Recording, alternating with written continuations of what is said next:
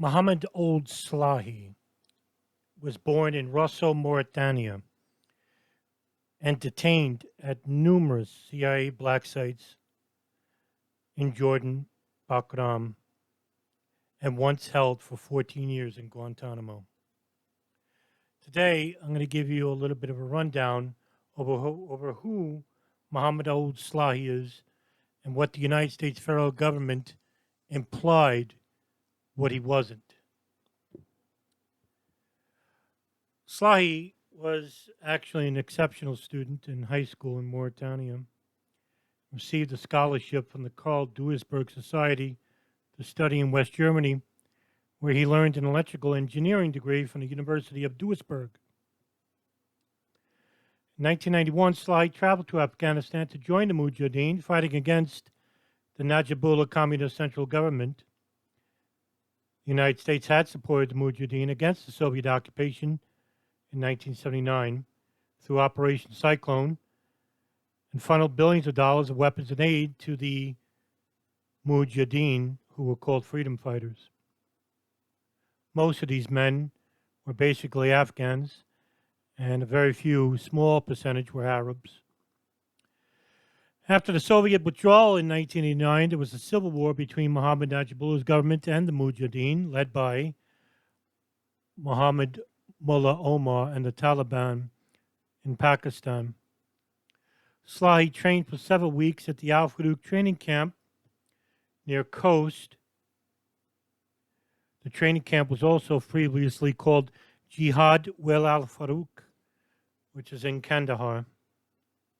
Camp attendees received full arms, small arms training, map reading, orientation, explosives training. It was run by Al Qaeda, one of the many mujahideen groups in the Civil War. However, it wasn't really an Al Qaeda training camp. It was allowed to exist under Afghan rule.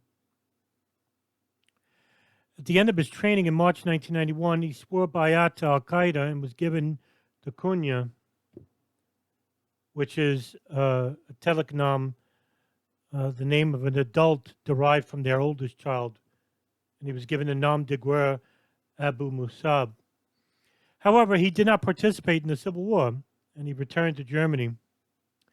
In February of 92, Slahi traveled again to Afghanistan and was assigned to a mortar battery in Gardez, which is the capital of the Paktia province of Afghanistan. 6 weeks later, the Najibullah regime fell and he returned to Germany.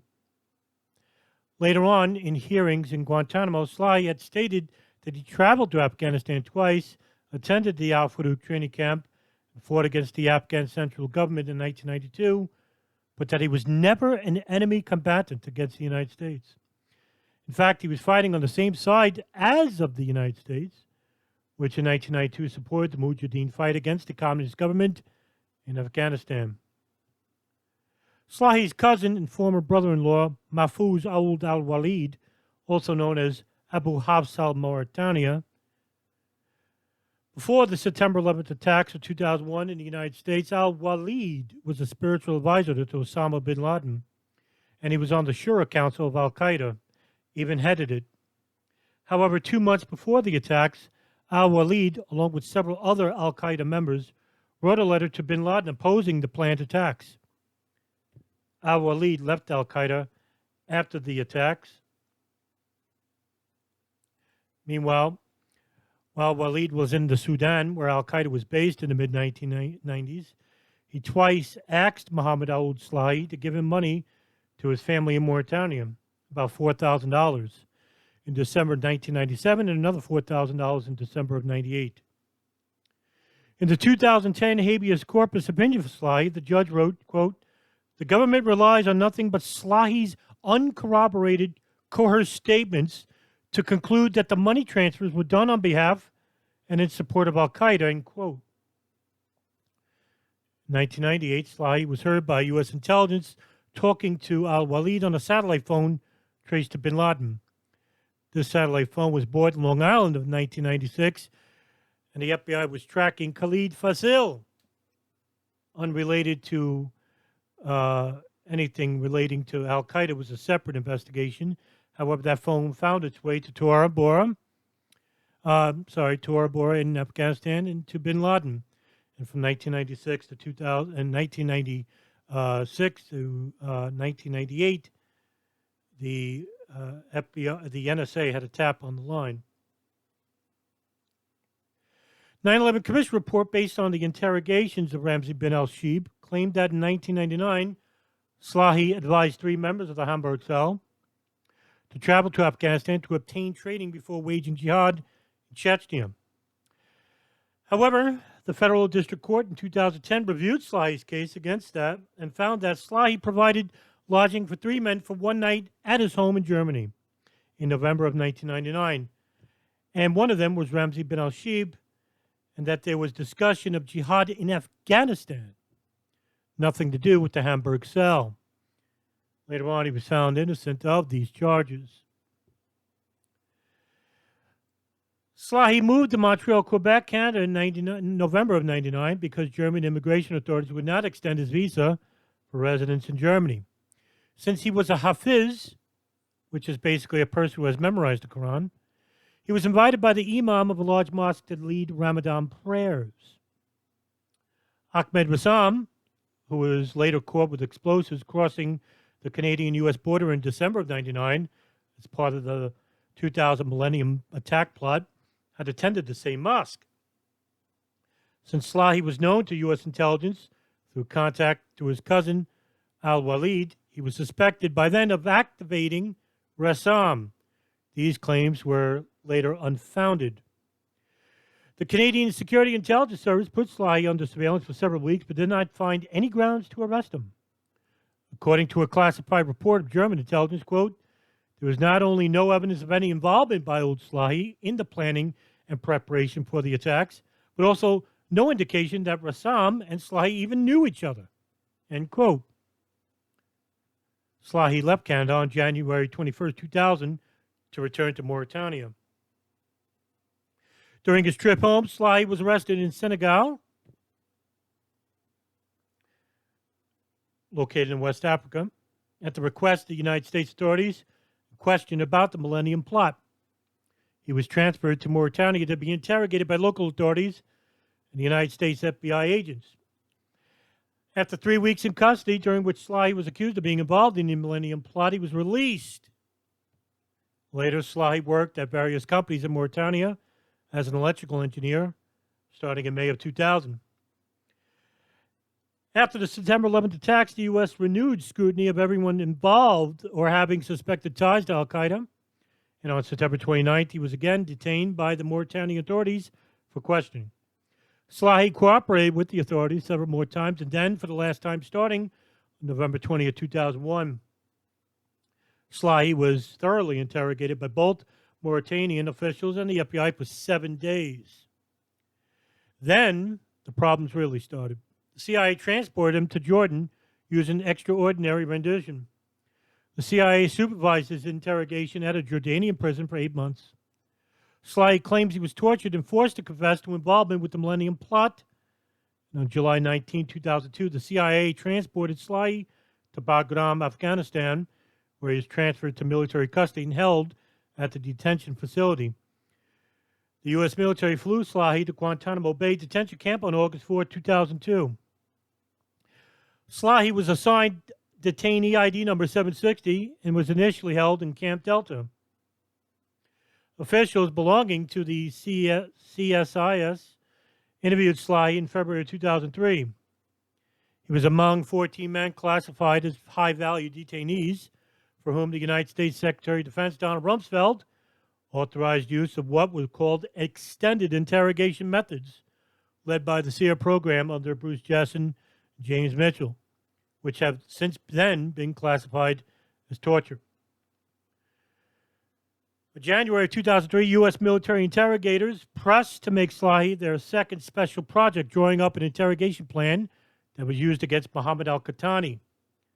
Qahtani, who was a Saudi citizen, was detained as an al-Qaeda agent for 19 years by the United States Guantanamo Bay detention camps and allegedly tried to enter the United States to take part in the September 11th attacks as the 20th hijacker. According to the FBI, Qahtani arrived in Miami airport and was held due to him not answering basic questions. And Mohammed Atta was allegedly in the parking lot and he drove away.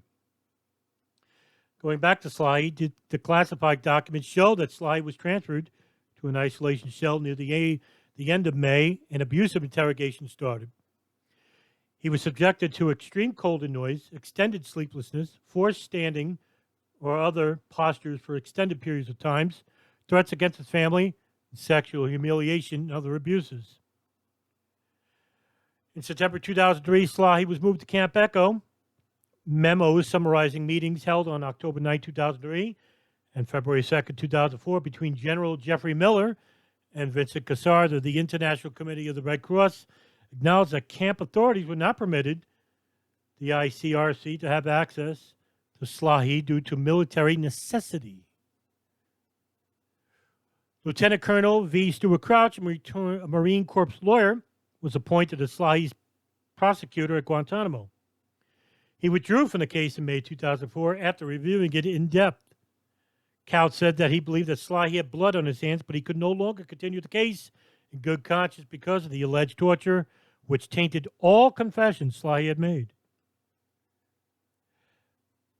Wouldn't that be for just about everyone at Guantanamo at this point, including the alleged 5 Al-Qaeda, high-level Al-Qaeda operatives involved with their September 11th attacks: Khalid Sheikh Mohammed, Ramzi bin al-Shib, Abdul Aziz Ali, Mustafa al-Stawi.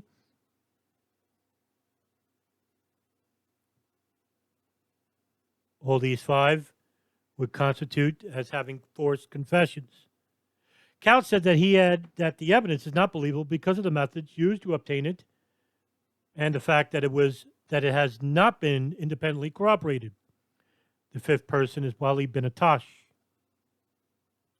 The Wall Street Journal later published a letter that Slahi wrote to his lawyers on November 9, 2006. In the letter, Slahi said that all his confessions of crimes were the result of torture. He laughed at being asked to recount everything that he had said during interrogations, joking that it was like asking Charlie Sheen how many women he had dated. When President Barack Obama assumed office in January of 2009, he repeated his commitment to close Guantanamo. He conveyed the 6-agency task force to review the detainees and recommend those who could be released. In his 2010 report, the Guantanamo Review Task Force recommended Slahi be considered for prosecution in a military commission. The task force recommended that detainees deemed too dangerous to release, but without sufficient evidence for prosecution, receive a periodic review board hearing. In 2013, Slahi was listed as one of 71 detainees eligible for review. And in March 2016, Slahi was granted a hearing before the board in June. Going back just a bit, Slahi was interrogated by the FBI on May 22, 2003. His FBI interrogator warned him that, quote, "This was our last succession. He told me that I was not going to enjoy the time to come," end quote. 3 months later, Defense Secretary Rumsfeld approved the use of enhanced interrogation techniques, which are well known as torture. According to a 2007 Wall Street Journal report, paraphrased an incident described in the 2005 Schmidt-Furlow report, an investigation by the Department of Defense into detainee treatment at Guantanamo, following FBI allegations of torture used by Department of Defense interrogators in the early years of Guantanamo. Quote, July 17, 2003, a masked interrogator told Slahi that he had dreamed of watching detainees dig a grave. The interrogator said he saw a plain pine casket with Mr. Slahi's ID number painted in orange lowered into the ground, end quote. In the summer of 2003, Slahi was repeatedly subjected to the use of an interrogation technique which the Schmidt-Furlow report stated had been prohibited by the Secretary of Defense on December 2nd, 2002.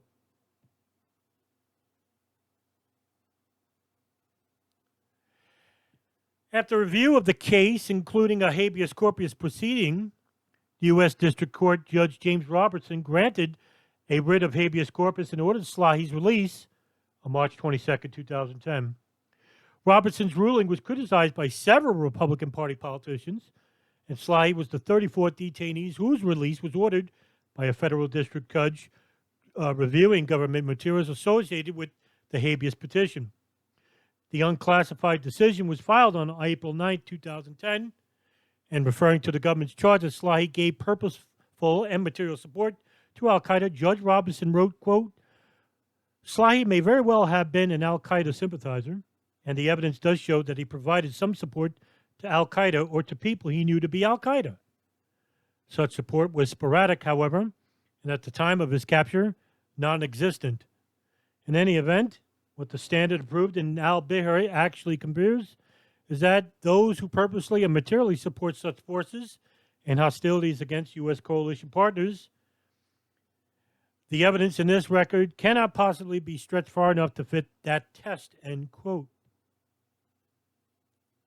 The Department of Justice appealed the decision, and oral arguments were heard on September 17, 2010, by a three-judge panel for the United States Court of Appeals for the District of the Columbus Circuit.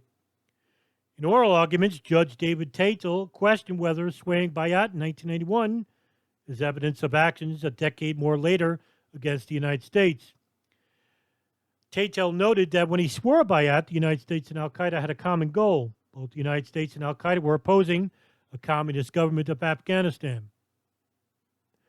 On November 5, 2010, the D.C. Court of Appeals vacated the decision and remanded the case to the D.C. District Court for further factual findings based on guidance it had given to the D.C. District Court about review of such habeas corpus cases of detainees.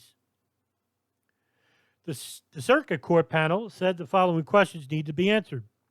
Whether Slahi understood that he was referring recruits to work in al-Qaeda's jihad against the United States, what Slahi may have said to bin al-Shib in a discussion of jihad in Afghanistan, whether he had been asked by al-Qaeda to help with communication projects in Afghanistan and elsewhere, whether he remained a trusted member of al-Qaeda up until the time of his capture.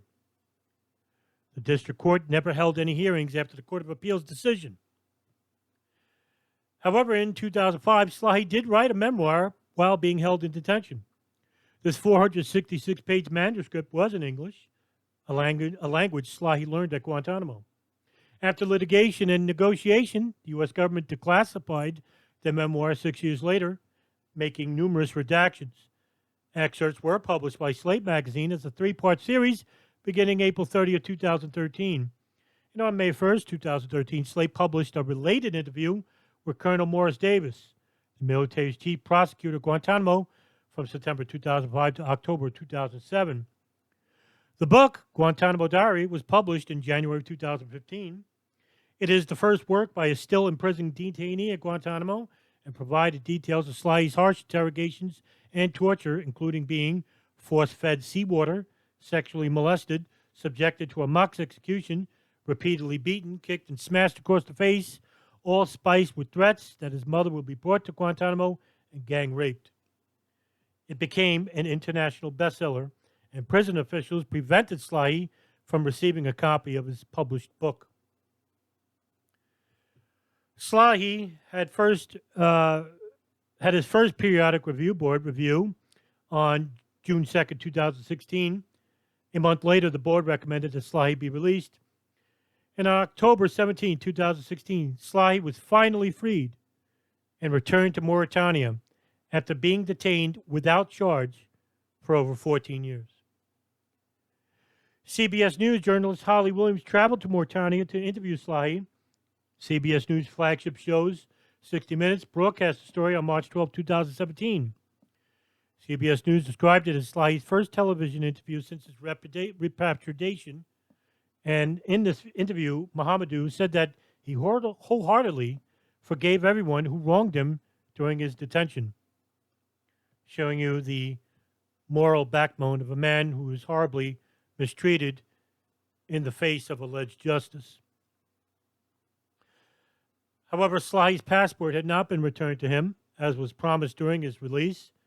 He is not being able to leave Mauritania to treat his health condition or see his newborn son in Germany.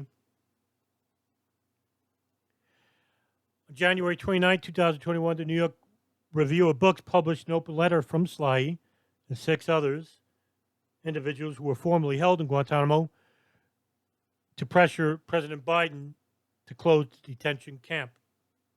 However, no response was forthcoming. Just this year, a movie was released called Mauritanian, which is based on Mohamedou Ould Slahi's life while he was in Guantanamo. An excellent film, which I recommend to everyone. And just goes to show you the inhumane treatment afforded to a man who was innocent of all charges, held without charge, and given no reprieve for 14 years, and still